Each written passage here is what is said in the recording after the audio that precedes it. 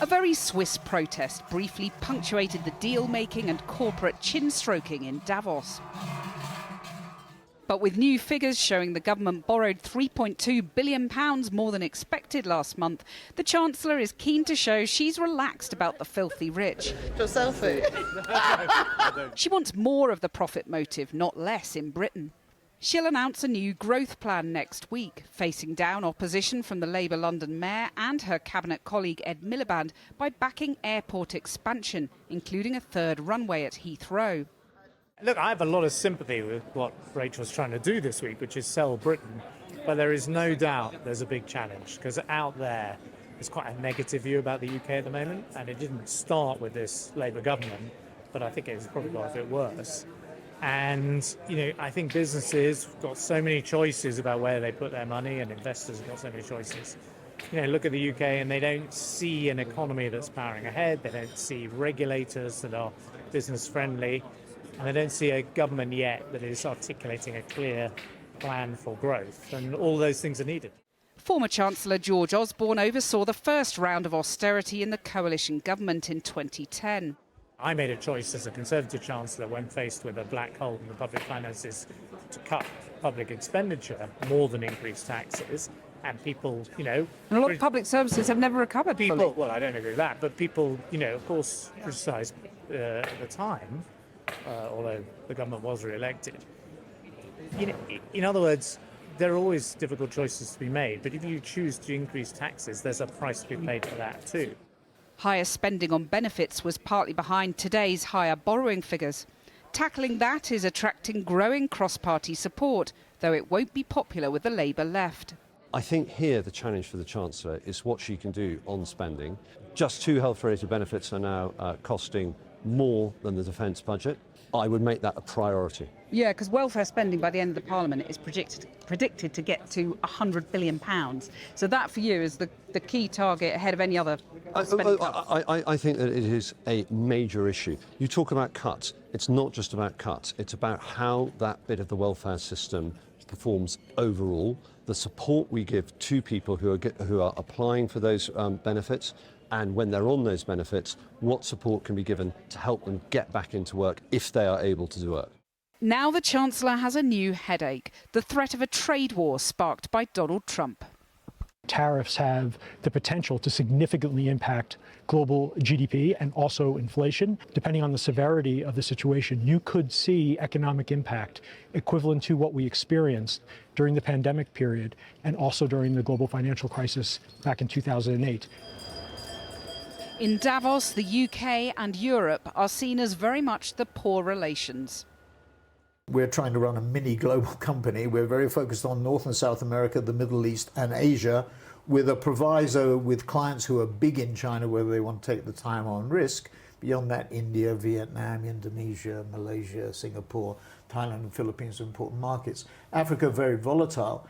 Europe is really in a downdraft. Europe is under the cosh, not just in the UK, but in France and Germany, the 3 major economies.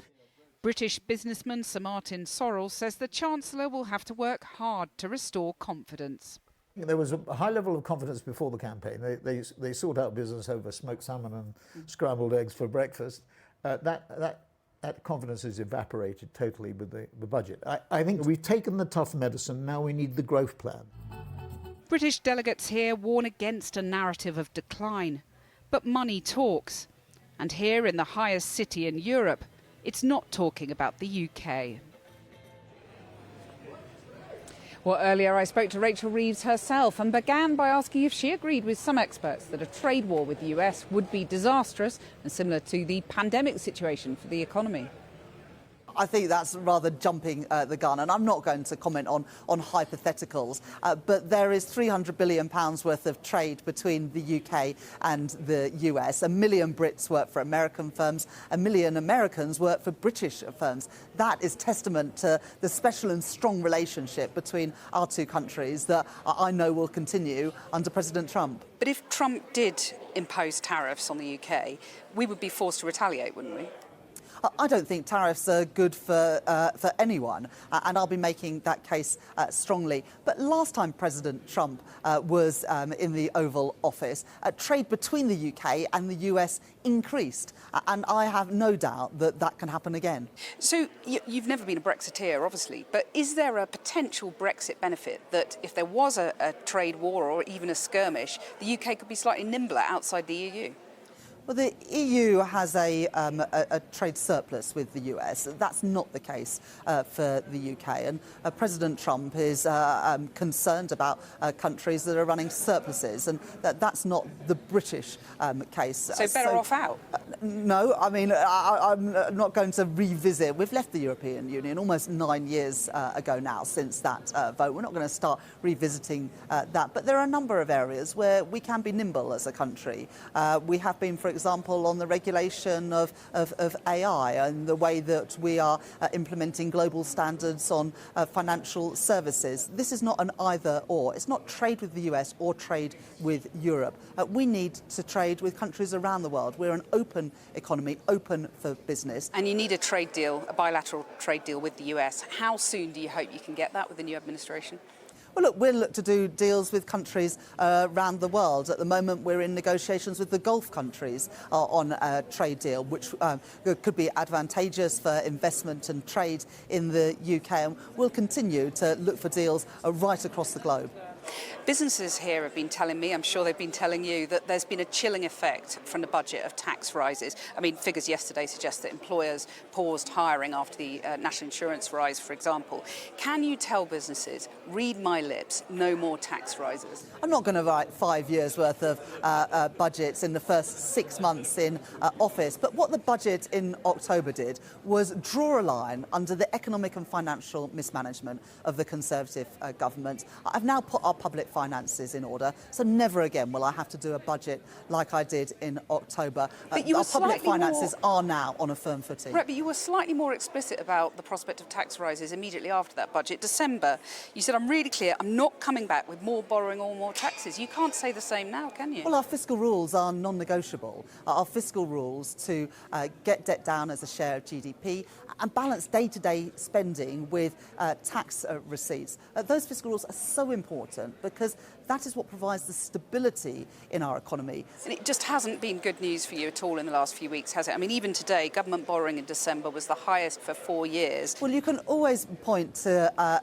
data points that are less good, but let me point to a couple that are more positive. This week, PwC published a report that said global CEOs see Britain as the second best place in the world to invest, apart from the United States. That's the first time in 28 years that we've been at that point in the league table. You're here with a clear push for growth. Reportedly, you're backing airport expansion as part of that mission, including a third runway at Heathrow. So I just wonder what you say to Ed Miliband, who's been opposed to this, vehemently opposed amongst other cabinet members in the past. Well, this government have already signed off expansion at City Airport and Stansted Airport. I'm not going to comment on speculation or decisions to come, but growth is the number one priority of this government. We want to welcome international investment and trade from around the world.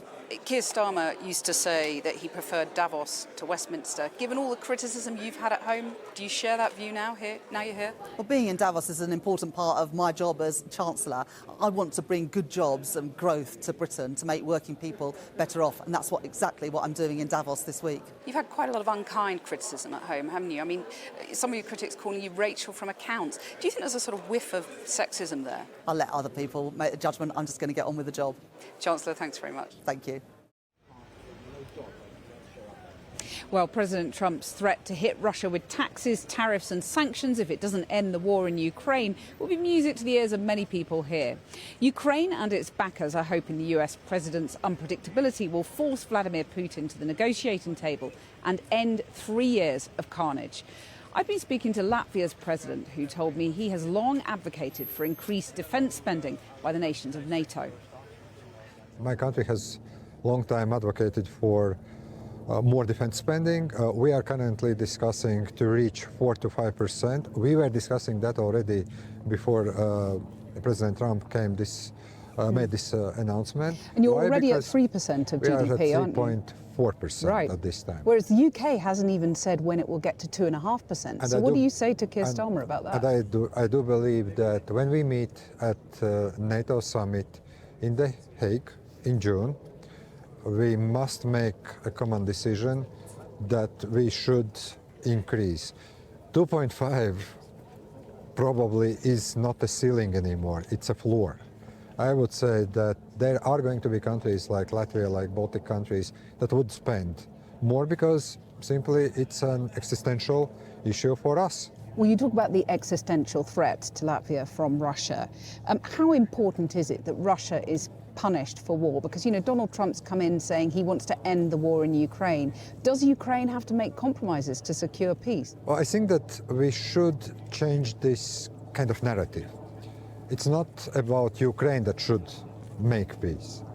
We should keep pressing Russia. And what I'm hearing from President Trump when he was talking about Russia and its economy, and Mr. Putin actually putting Russia into a very risky position, those are very good signals.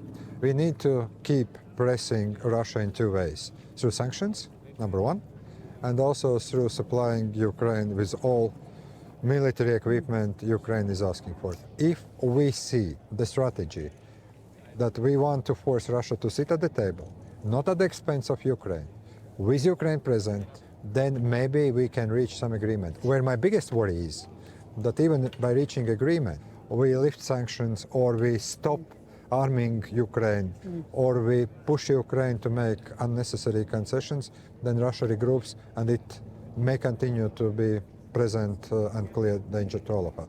Given how robust Latvia has to be about defending your borders from Russian aggression, are you troubled by Donald Trump's rhetoric about Greenland, about Panama, even if it is just rhetoric? We don't really know. I do hope that this is the rhetoric. I do understand American concerns about security of Greenland, about also the Arctic as being the next actually playground when it comes to China, when it comes to Russia. I very much hope that the United States and Denmark will resolve that within the spirit of being allies and within the spirit of international law. And let's not forget also... Donald Trump's no great respecter of international law, well, is he? I do believe that there is still room of making a good deal and respecting the international law. Finally, you made history, the first openly gay president in the world. That was a long time ago. Okay, but I wonder then how you view what you're hearing from Donald Trump on LGBT rights. Of course, it's up to the American Congress and people and the president to decide how far they respect those rights or not, but I do hope that we are not going to see the backsliding. I think that there is a bit different thing, and that is where I have had also that discussion back home about how far you respect transgender people's rights. I do see that probably at some point this discussion went probably too far to one extreme. Now I do hope it's not going to go too far to the other extreme.